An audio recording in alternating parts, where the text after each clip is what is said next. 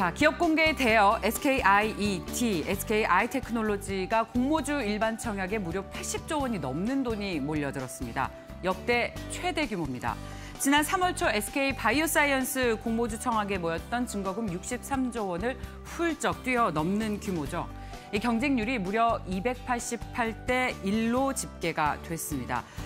경쟁률이 너무 높아서 균등 배정으로도 한 주도 받지 못하는 청약자가 속출할 것이라는 전망이 나오고 있습니다.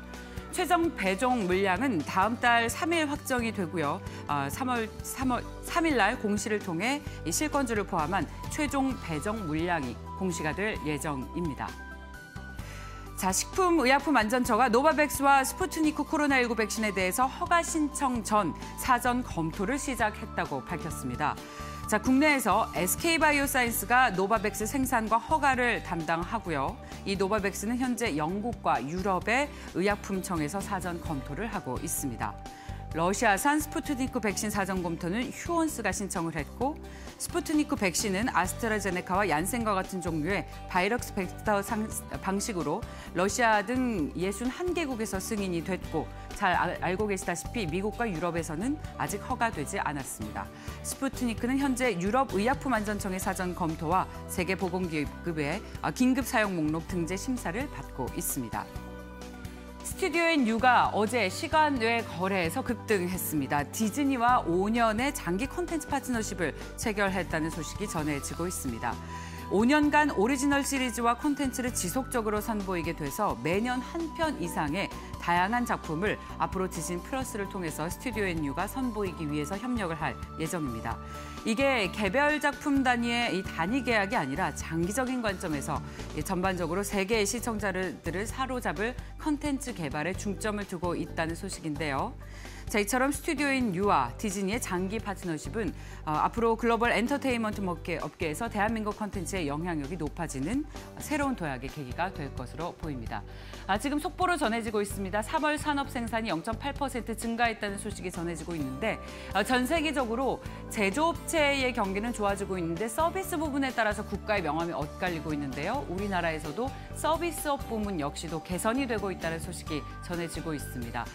사회적인 거리두기 완화에 소매 판매까지 들어서 7개월 만에 산업 생산이 최대폭으로 증가했다는 소식, 전 세계적으로 지금 경기가 회복세에 들어가고 있다는 국면을 확인을 하고 계십니다. 특히 서비스업 부문이 증가했다는 소식은 눈여겨볼 만할 것 같습니다. 다음 소식 전해드리겠습니다. 최근 주식시장에서 철강주들의 흐름이 굉장히 좋죠. 이와 같은 이유도 한몫했다는 분석이 나오고 있는데요. 중국이 철강 수출 증지세 환급을 다음 달부터 폐지합니다. 이게 뭐냐면요. 중국은 철강을 수출하면 13%의 부가가치세를 돌려받습니다. 근데 이것을 이제 폐지하겠다는 얘기입니다.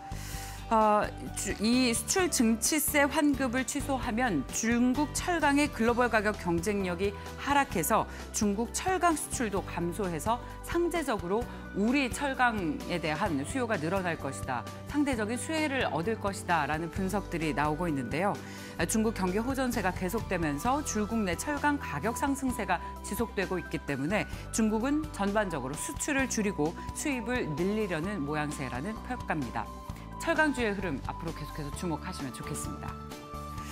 자, 다음 주 월요일 실적 발표 예정인 기업 소식입니다. 한국타이어테크놀로지인데요. 예상 영업이익이 1,738억 원으로 전년 같은 기간보다 무려 64% 증가할 것이라는 소식입니다. 주요 지역의 교체용 타이어 판매가 호조를 보이면서 1분기 실적이 긍정적일 것이다. 그리고 미국 타이어 관세로 인한 영향이 1분기부터 시작됐음에도 불구하고 워낙 수요가 늘어나고 있고 가격이 오르고 있어서 수익성 회복이 더 컸다라는 전망이 나오고 있습니다. 뿐만 아니라 이 타이어 업체인데 2차 전지 업체인가? 라는 생각이 들 정도로 테슬라에 보조 배터리를 넣는다는 소식도 전해지고 있고 포르쉐 스포츠카에 한국 타이어가 달린다라는 소식 또한 최근에 전해지고 있는 뉴스입니다. 자, 한국의 산업활동 동향이 나왔다는 소식과 함께 오늘 증권사에서는 어떤 종목에 주목을 하고 있을지 직접 들어보겠습니다. 유한타증권으로 가겠습니다. 박우경 차장님. 네, 안녕하십니까? 네, 안녕하십니까? 오늘은 어떤 종목 보고 계십니까? 최근에 아무래도 그런 시클리컬, 경기 민감재 업종들이 좀 상당히 좋아지고 있습니다. 방금 앵커께서도 말씀하셨다시피 철강제 업종도 좀 사상 최고가를 좀 기록을 하고 있는데, 최근에 유통업체들의 흐름을 보면은, 최근 2021년 3월 매출 동향을 발표가 되었습니다. 주요 유통업체들의 합산 매출이 전년 동월 대비 약 18% 증가된 걸로 좀 보이고 있고, 동기간 동안 오프라인 유통 매출은 21%, 온라인 유통 매출은 약 15% 정도 이제 성장한 걸로 좀 나와오고 있습니다. 전체적으로 긍정적인 실적을 좀 기록을 했는데 아무래도 그런 지난해 낮은 기저에 따른 상대적으로 실적 성장세가 좀 가파르게 좀 나타났고 최근 들어서 사회적 거리두기 완화에 따른 외부 활동 증가가 이런 유통업체들의 그런 높은 성장률로 좀 나타난 것이 아닌가라고 좀 보여주고 있습니다. 가전이든 가구, 생활용품 수요가 상당히 좀 견조하게 좀 나타나고 있고요. 그동안에 좀 부진했었던 의류 패션 잡화가 빠르게 좀 성장한다는 점들은 좀 고무적이다라고 좀 보여주고 있습니다. 여러 유통업체들 중에서 오프라인 성장세들이 좀 상당히 좀 두드러지고 있는데 그중에서 이제 백화점이 가장 큰 폭의 성장률을 좀 달성을 하고 전체 실적을 좀 이끈 것으로 좀 보여주고 있습니다. 무려 전년 동안 대비 약 77%의 그런 놀라운 성장성을 좀 보여주고 있는데 전 상품군에서 이제 50%를 넘어서는 그런 골고루 일부 품목뿐만이 아니라 대체적으로 전방위적으로 트래픽이 증가하는 그런 상품군들에 대한 그런 성장성들이 좀 나와주고 있고요.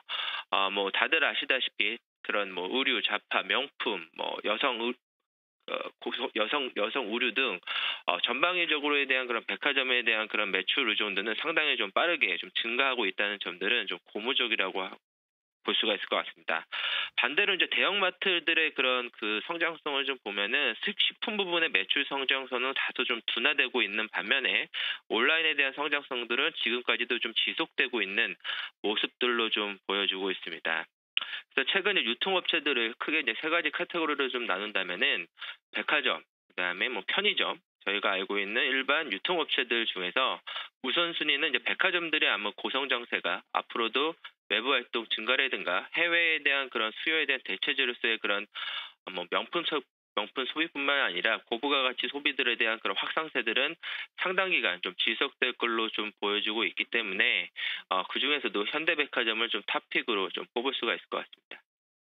현대백화점을 탑픽으로 꼽으신다는 얘기를 해주셨습니다. 자, 말씀 여기까지 듣겠습니다. 고맙습니다.